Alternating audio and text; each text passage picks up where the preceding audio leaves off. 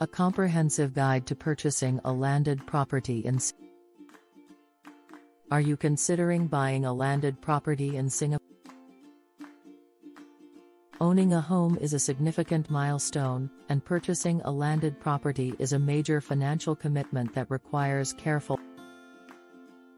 Before you take the plunge, there are several factors to consider, ranging from costs and legal fees to loan size and on.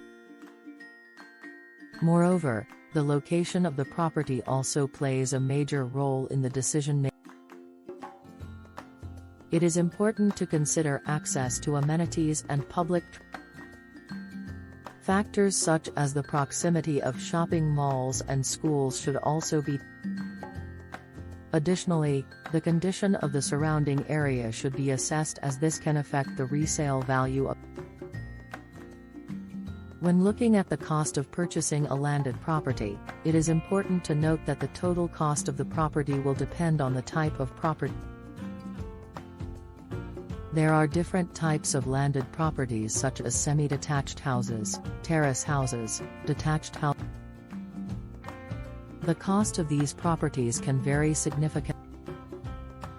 Finally, it is important to understand the expenses that come after purchasing.